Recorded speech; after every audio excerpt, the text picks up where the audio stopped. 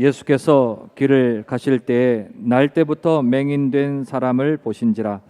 제자들이 물어 이르되 랍비여, 이 사람이 맹인으로 난 것이 누구의 죄로 인함이니까? 자기니까 그의 부모니까? 예수께서 대답하시되 이 사람이나 그 부모의 죄로 인한 것이 아니라 그에게서 하나님이 하시는 일을 나타내고자 하심이라. 때가 아직 낮음에 나를 보내신 이의 일을 우리가 하여야 하리라. 밤이 오리니 그때는 아무도 일할 수 없느니라. 내가 세상에 있는 동안에는 세상의 빛이로라. 이 말씀을 하시고 땅에 침을 뱉어 진흙을 이겨 그의 눈에 바르시고 이르시되 실로암 못에 가서 씻으라 하시니, 실로암은 번역하면 보냄을 받았다는 뜻이라. 이에 가서 씻고 밝은 눈으로 왔더라. 아멘. 예수님의 기적을 우리가 살펴보고 있는데요. 오늘 말씀의 제목은 눈이 열려야 합니다. 한번 따라 하실까요? 눈이 열려야 합니다. 말씀드린 것처럼 저는 2009년에 이 청신경에 종양이 생겨서 이제 이 귀 안쪽에 이제 종양이 생겨서 큰 수술을 받았어요. 그래서 지금도 이 왼쪽 귀가 잘 안 들립니다.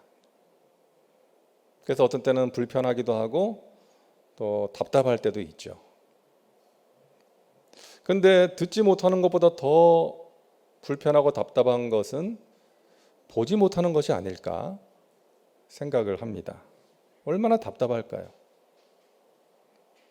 여러분 잘 아시는 강용우 박사님, 중학교 때 축구공에 맞아서 실명을 합니다. 그 전까지는 멀쩡하게 보면서 살았어요. 그러다 하루아침에 갑자기 보지 못하게 된 거예요. 이게 얼마나 큰 절망입니까? 살아가면서 얼마나 힘든 순간이 많았겠어요? 하지만 그에게는 어머니가 물려주신 믿음의 유산이 있었습니다. 영우야, 하나님 살아계신다. 하나님 너를 사랑하셔서 너와 함께 하신다. 너가 아무리 힘든 일을 만나도 그 하나님을 믿음으로 붙들 수 있으면 이겨낼 수 있다. 평생 살면서 힘든 순간을 만날 때마다 그 어머니가 해주셨던 그 말씀을 떠올리면서 하나님을 믿음으로 붙들므로 어려움을 이겨낼 수가 있었다는 것이죠. 이분이 시각장애인으로 그렇게 훌륭한 삶을 살 수 있었던 것은 육신의 눈은 멀었지만 영적인 눈이 열려 있었기 때문입니다. 그 영적인 눈이 열린다는 것이 너무나도 중요한 것이고 큰 축복인 것입니다. 이 세상에는 영적인 눈이 감긴 사람들이 얼마나 많습니까? 예수님께서 길을 가시는데 나면서부터 보지 못하는 맹인을 만나게 됩니다. 예수님께서 그 맹인의 눈을 뜨게 해주셨어요. 진흙을 이겨서 그의 눈에 바르시고 실로암 못에 가서 씻어라. 예수님 말씀대로 실로암 못에 가서 씻었더니 보게 됐습니다. 자, 예수님께서 그 맹인을 왜 보게 해주신 것입니까? 먼저는 그 인생이 불쌍해서, 보지 못하는 그 사람이 불쌍해서 보게 해주신 것이고, 또 한 가지는 그 일을 통해서, 그 기적을 통해서 예수님께서 세상의 빛으로 오신 분이라는 것, 어둠 가운데 있는 영혼들에게 구원을 주기 위해서 오신 하나님의 아들이라는 것을 나타내 보이시기 위해서 그 맹인의 눈을 뜨게 해주신 것입니다. 여러분, 영적인 눈이 열린다는 것이 무엇을 의미합니까? 먼저는 예수님을 하나님이 보내신 구원자로 믿는 것이죠. 나의 죄를 해결해 줄 수 있는 구원자라는 것을 믿는 거예요. 그리고 또 한 가지는 하나님의 뜻을 분별하고 순종하며 살아가는 것입니다. 영적인 눈이 열리면 우리가 하나님의 뜻을 분별할 수가 있는 거예요. 하나님이 행하시는 일을 볼 수가 있고 하나님의 기뻐하시는 뜻을 따라 살아갈 수가 있는 것입니다. 그래서 이 영안이 열린다는 것이 우리가 살면서 가장 짜릿하고 가장 복된 경험인 것입니다. 우리를 영원한 생명으로 인도하고 하나님의 은혜 가운데 하나님이 주시는 좋은 것들을 누리면서 살 수 있게 해주는 경험인 것이죠. 여러분, 사도 바울은 좋은 가문에서 태어나서 자랐습니다. 최고의 스승 가말리엘 문화생으로 율법을 배웠습니다. 최고의 학벌이에요. 배워서 알기만 한 것이 아니라 그 율법을 지켜 행했습니다. 율법의 의로는 흠이 없는 사람이었습니다. 그 의를 자랑스럽게 여겼죠. 사회적으로는 그 당시에 입법부와 사법부의 기능을 했던 산헤드린 공회원이었습니다. 사람들이 인정해주는 자리에 있었어요. 사회적 지위를 가진, 힘을 가진 사람이었습니다. 자기 자신이 자랑스러웠던 거예요. 자기 의를 드러내고 하나님 앞에서 내가 의롭다고 생각하면서 바울은 살았던 것입니다.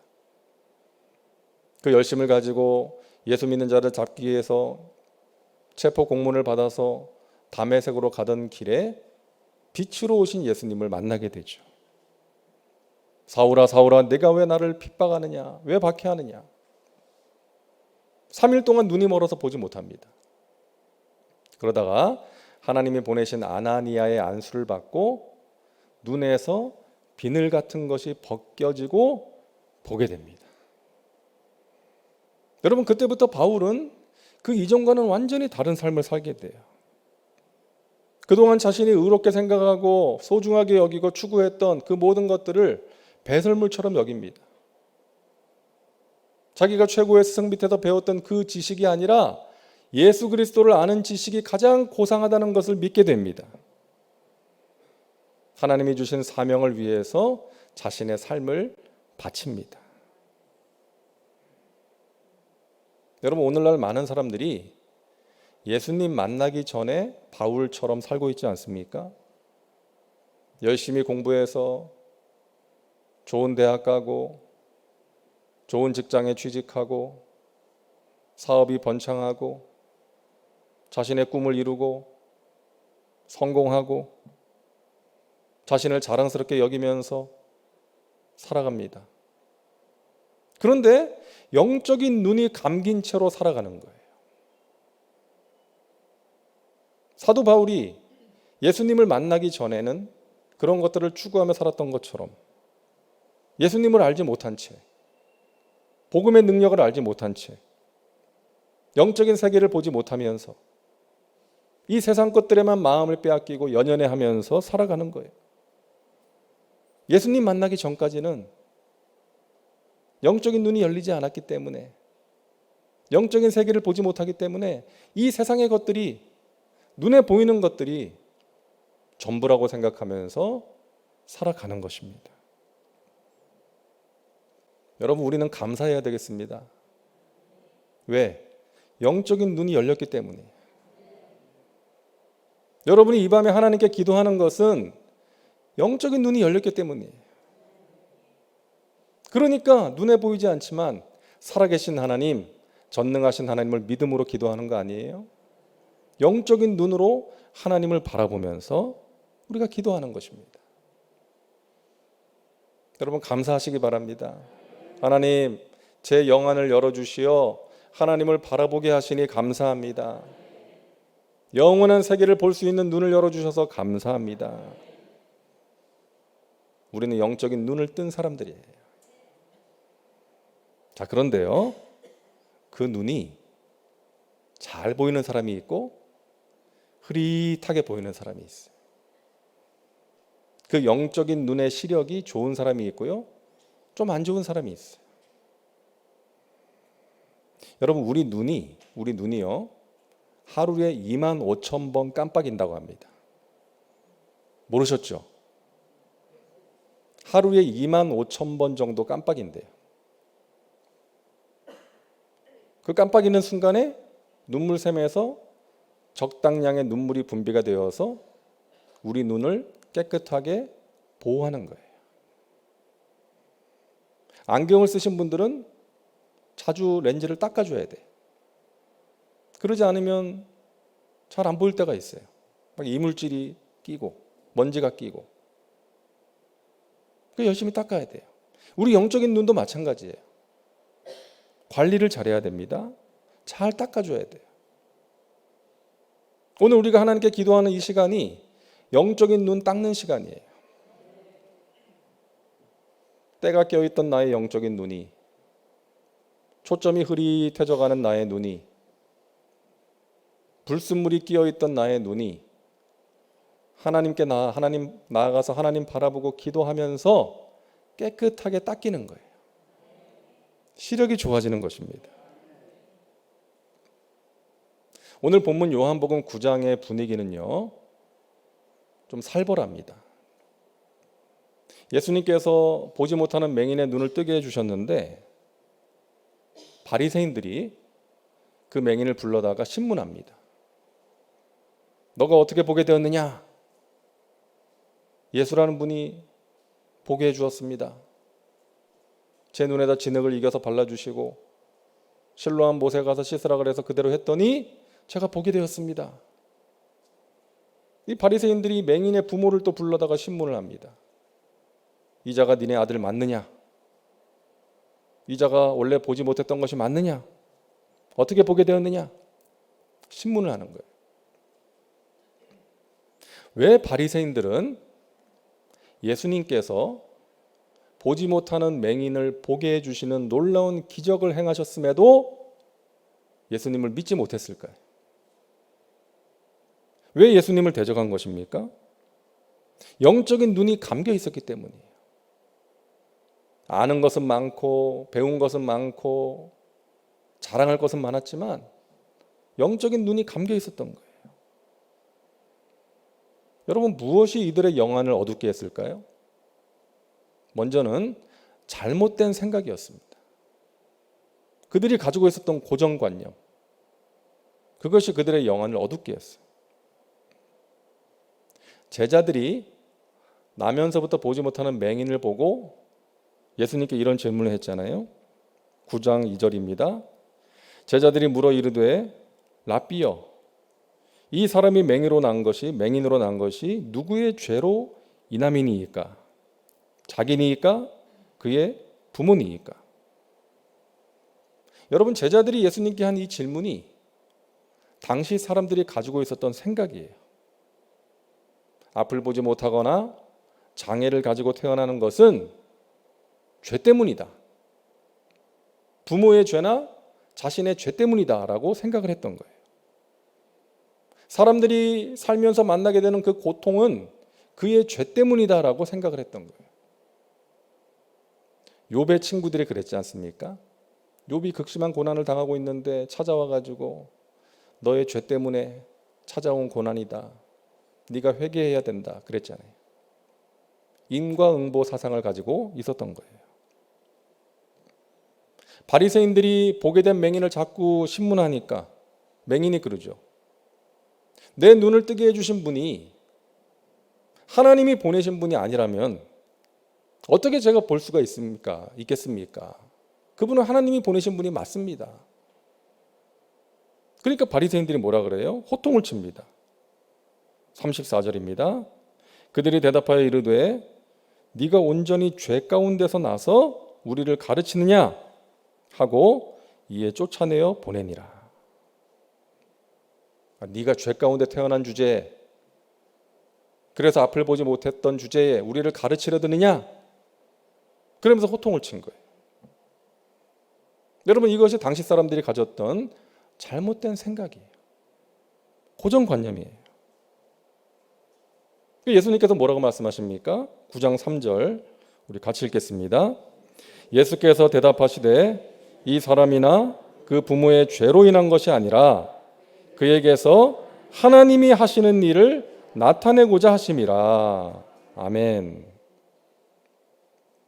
이 사람이 보지 못하는 것은, 맹인으로 태어난 것은 이 사람이나 그의 부모의 죄 때문이 아니라 그에게서 하나님이 하시는 일을 나타내기 위함이다. 하나님의 일을 나타내기 위해서 일부러 이 사람을 맹인으로 태어나게 하셨다는 것이 아니고요. 어떤 고통의 문제도 그것을 통해서 하나님의 영광이 드러날 수 있고 하나님의 뜻이 이루어질 수 있다는 것입니다. 그래서 여러분, 우리는 고통당하는 사람을 보면서 판단하고 정죄하면 안 되는 거예요. 저 사람이 저래서 저렇게 살더니 저렇게 됐네. 그러면 안 된다는 거예요. 예전에 일본에 쓰나미가 밀려와가지고 많은 사람들이 죽었잖아요. 그때 어떤 분들은 그랬어요. 하나님의 심판이라고. 죄를 심판하셨다고. 물론 그럴 수 있어요. 하지만 많은 사람들이 목숨을 잃고 고통을 당하고 있는 그때에 그들을 판단하고 정죄하는 것은 하나님께서 기뻐하실까? 고통 중에 있는 사람을 우리가 함부로 판단하고 정죄해서는 안 되겠다는 것입니다. 그리고 우리가 고통을 당할 때도 마찬가지예요. 그 고통을 통해서 나 자신의 모습을 돌아보는 것은 필요하지만 죄책감에 빠져 살아가거나 하나님의 존재와 하나님의 사랑을 의심하면 안 되는 것입니다. 자기를 비하해서도 안 되고 열등감에 사로잡혀 살아서도 안 되는 거예요. 다른 사람과 자신을 비교할 필요도 없는 것입니다. 그것은 하나님이 주시는 생각이 아니라 마귀가 주는 생각인 거예요. 그런 생각이 들 때 여러분 예수님의 이름으로 물리치시기를 바랍니다. 고통의 문제를 만날 때 하나님께서 내가 만난 이 고통의 문제를 통해서 하나님께서 하시는 일을 나타내 주실 것이다. 크고 비밀한 일을 보여주실 것이다. 합력하여 선을 이루실 것이다. 이와 같은 믿음을 가져야 되는 것입니다. 여러분, 예수님을 믿는다는 것이 무엇을 의미할까요? 여러 가지로 말할 수 있겠지만 생각이 달라지는 거예요. 전에는 내 생각대로 살았는데 예수 믿기 전에는 내 생각대로 살았어요. 하지만 예수 믿고 나서는 주님의 생각대로 사는 거예요. 주님의 말씀을 구하는 거예요. 예수 믿기 전에는 세상의 가치관과 세상의 방식을 가지고 살았습니다. 하지만 예수 믿고 나서는 하나님 나라의 가치관, 하나님의 말씀을 따라 살아가는 거예요. 생각이 달라지는 거예요. 생각, 하나님의 생각, 하나님의 뜻, 하나님께서 기뻐하시는 것을 생각하면서 살아가는 것입니다. 하나님께서 무엇을 기뻐하실까? 하나님의 뜻이 무엇일까? 이 생각을 하면서 살아가는 거예요. 여러분, 우리는 하나님의 말씀을 믿고 따라가야 될 줄로 믿습니다. 그럴 때 우리의 영적인 눈이 밝아집니다. 시편 19편 8절 함께 읽습니다. 야훼의 계명은 순결하여 눈을 밝게 하도다. 아멘. 우리의 영적인 눈을 밝게 해주는 것은 하나님의 말씀이에요. 두려워 말라, 내가 너와 함께함이라. 놀라지 말라, 나는 너의 하나님이 됨이니라. 내가 너를 굳세게 하리라. 참으로 너를 도와주리라. 참으로 나의 의로운 오른손으로 너를 붙들리라. 두려움과 염려로 인해서 영적인 눈이 어두워졌을 때 하나님이 이 말씀을 붙드는 거예요. 두려워하지 말아라. 평안을 너희에게 끼치노니 곧 나의 평안을 너희에게 주노라. 내가 너희에게 주는 것은 세상이 주는 것 같지 아니하니라. 너희는 마음에 근심하지도 말고 두려워하지도 말라. 내 안에 누군가를 향한 미움과 분노와 정죄가 자꾸만 일어날 때 주님의 말씀을 생각해야 돼요. 새 계명을 너희에게 주노니 서로 사랑하라. 내가 너희를 사랑한 것 같이 너희도 서로 사랑하라. 너희가 서로 사랑할 때에 이로써 사람들이 너희가 내 제자인 줄 알 것이다. 주님의 말씀이 우리의 영안을 밝게 해주는 줄로 믿으시기를 바랍니다. 두 번째로 그들의 영안이 어두웠던 이유는 율법주의 때문이었습니다. 여러분, 바리새인들이 문제 삼는 게 뭔지 아세요? 안식일에 맹인 고쳐줬다는 거예요. 안식일에 맹인의 눈을 뜨게 해주신 것을 가지고 문제를 삼고 있는 거예요. 율법주의입니다. 여러분, 율법주의는 뭐예요? 규칙을 가지고 사람을 판단하고 정죄하는 것이죠. 규칙을 앞세우는 거예요. 내용보다 외형을 중요하게 여기는 것입니다. 본질보다는 형식을 중요하게 여기는 것입니다. 사랑을 앞세우지 못하고, 사랑하지 못하고 판단하고 정죄하는 태도입니다. 대표적인 예화가 있죠. 제가 여러 번 말씀드렸는데 성 프란체스코, 여러분 기억나시죠? 제자들과 함께 금식을 하는데 한 명의 제자가 금식을 깼어요. 몰래 가서 식당에서 스프를 떠먹다가 걸렸어요. 이 프란체스코가 소식을 듣고 달려가 봤더니 한 명의 제자가 어쩔 줄 몰라고 서 있고, 그 주변으로 다른 제자들이 쭉 둘러서 가지고 막 경멸의 시선을 보내고 있는 거예요. 막 미움의 눈초리로 보고 있는 거예요. 그래서 프란체스코가 가서 스프를 떠먹었죠. 다들 깜짝 놀래요. 그때 뭐라고 말합니까? 여러분, 우리가 왜 금식을 하는 것입니까? 예수님의 말씀을 지켜 행하기 위해서 금식을 하는 거 아닙니까? 금식하면서 미워하느니 차라리 먹으면서 사랑하는 것이 낫겠습니다.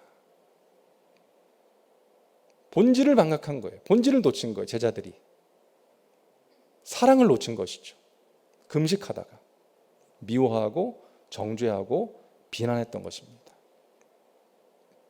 근데 여러분, 오늘날 신앙생활을 하는 우리 가운데도 이런 일이 있을 수 있어요. 교회 안에서도 이런 일이 있을 수 있어요. 부족한 누군가를 향해서, 나를 힘들게 하는 누군가를 향해서, 내 마음에 들지 않는 누군가를 향해서 우리가 이럴 수 있다는 거예요. 비난하고 정죄하는 거죠. 사랑하지 못하고. 그 하나님께서 명하신 계명이 아니지 않습니까? 하나님이 명하신 그 사랑의 이중 계명, 예수님께서 말씀하신 그 사랑의 이중 계명, 하나님을 사랑하고 이웃을 사랑하라는 이 계명이 율법보다 중요한 줄로 믿으시기를 바랍니다. 제 신학교 동기 목사님이요,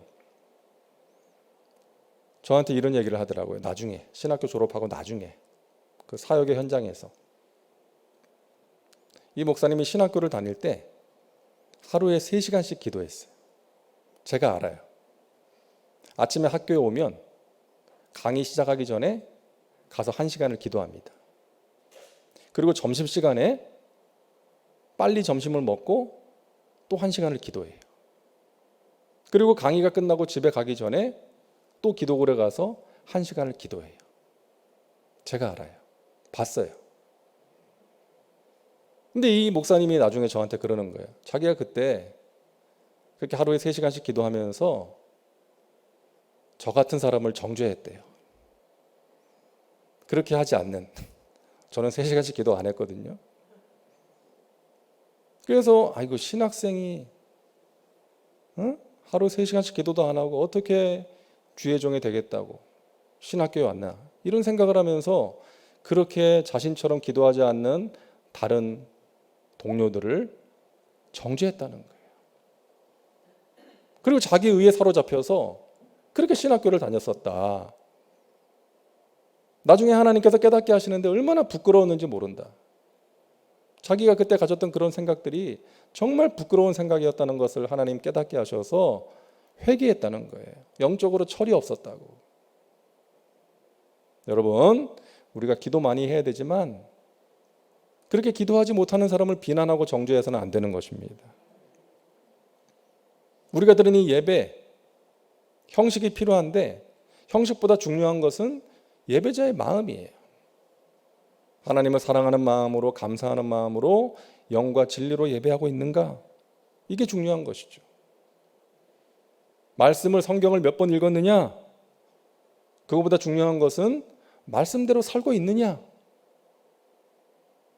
봉사를 얼마나 많이 했느냐? 직분 받은 지 몇 년 되었느냐? 이거보다 중요한 것은 내가 하나님께서 기뻐하시는 모습으로 봉사하고 있느냐? 내가 하나님을 전심으로 사랑하고 주님의 몸된 전을 사랑하는 마음으로 직분을 감당하고 있느냐? 이것이 더 중요한 것이죠. 여러분, 본질을 놓치지 마시기를 바랍니다. 외적인 것 때문에 본질을 놓쳐서는 안 돼요. 본질이 뭐예요? 하나님을 사랑하고 내 옆에 있는 사람들을 사랑하는 것입니다. 여러분, 사랑을 놓치지 마시기를 주님의 이름으로 축원합니다. 세 번째, 영적인 눈을 흐리게 하는 것은 교만입니다. 요한복음 9장 41절입니다. 우리 같이 읽을게요. 예수께서 이르시되 너희가 맹인이 되었더라면 죄가 없으려니와 본다고 하니 너희 죄가 그대로 있느니라. 영적인 교만 때문에, 바리새인들, 유대인들의 그 영적인 교만 때문에 죄사함을 받지 못한다는 것이죠. 여러분, 바리새인들은 율법의 전문가입니다. 선생입니다. 사람들로부터 인정받는 사람들이었어요. 그러다 보니까 교만해진 것이죠. 그래서 예수님을 대적하게 된 것입니다. 사랑하는 여러분, 성경을 많이 읽으면 읽을수록 겸손해져야 됩니다. 기도를 많이 하면 할수록 겸손해져야 돼요. 봉사를 오래 하면 할수록 겸손해져야 되는 것입니다. 겸손이 중요합니다. 잠언 16장 18절이요. 같이 읽습니다. 교만은 패망의 선봉이요 거만한 마음은 넘어짐의 앞잡이니라. 중국 속담에 이런 게 있대요. 사람은 자신의 이름이 알려지는 것을 두려워해야 되고 돼지는 살찌는 것을 두려워해야 된다. 사람은 자신의 이름이 알려지면 교만해지기 때문에, 망하는 길로 가기 때문에 그것을 두려워해야 되고, 돼지는 살찌면 잡아먹히기 때문에 살찌는 것을 두려워해야 된다. 여러분, 지금 손흥민 선수가 우리나라 와 있잖아요. 자신의 팀 동료들과 함께 우리나라에 와 있는데, 그 아버지 손흥정 씨가 한 말이 요즘 화제가 되고 있어요. 흥민이는 월드 클래스가 아닙니다. 자기 아들은 월드 클래스가 아니라는 거예요. 팀 감독이, 주위 사람들이 그 힘든 리그에서 득점 왕을 했기 때문에 월드 클래스라고 인정을 하는데 그 아버지는 아니라는 거죠. 왜 그러겠어요? 아들이 교만해질까 봐, 건방 떨까 봐 그런다는 거예요. 그래서 트로피 같은 거, 상패 같은 것도 진열을 해놓지 않고 그냥 상자에다 넣어놓는다는 거죠. 춘천 출신인데 춘천에 그 손흥민 거리를 만들려고 추진한다고 합니다. 손흥민의 이름을 딴 거리. 이 아버지가 반대하고 있대요. 그거 만들지 말아달라고. 흥민이가 축구 선수로 은퇴를 하고 나면 일반인으로 살게 될 것인데 왜 그 이름을 딴 거리를 만드냐. 만들지 말아달라고 반대를 하고 있다는 거죠. 교만할까 봐. 여러분, 변은 익을수록 고개를 숙이죠. 사람도 마찬가지입니다. 우리의 신앙 인격이 성숙해지면 성숙해질수록 우리는 고개를 숙여야 되는 것입니다. 예수님을 알면 알수록 겸손해져야 됩니다. 신앙생활을 하면 할수록 겸손해져야 됩니다. 직분과 봉사의 연륜이 쌓이면 쌓일수록 겸손해져야 되는 거예요. 이 밤에 기도하는 저와 여러분 모두에게 하나님이 주시는 복이 임하기를 주님의 이름으로 축복합니다. 여러분 건강하시면 좋겠고요. 여러분의 자녀들이 다 잘 되면 좋겠고요. 여러분이 기도하며 계획하는 모든 일들이 주님의 선하신 뜻 안에서 아름답게 이루어지기를 주님의 이름으로 축복합니다. 무엇보다도 여러분의 눈이, 영적인 눈이 밝아지는 은혜가 임하기를 주님의 이름으로 축복합니다. 그것이 우리에게 가장 중요한 것이기 때문에. 수많은 찬송시를 지은 화니 크로스비 여사 여러분 아실 거예요. 이분은 태어나면서부터 맹인이었습니다. 한 번도 앞을 보지 못한 사람이에요. 하지만 은혜로운 찬송시를 8,000편이나 썼습니다. 그 가운데 24편이 우리가 가지고 있는 찬송가에 실렸어요. 저는 개인적으로 찬송가 288장을 좋아합니다. 이 파니 크로스비 여사가 쓴 찬송가 288장, 그 중에서도 3절 우리 같이 한번 불렀으면 좋겠어요. 288장 예수를 나의 구주 삼고 3절 우리 같이 한번 부르겠습니다.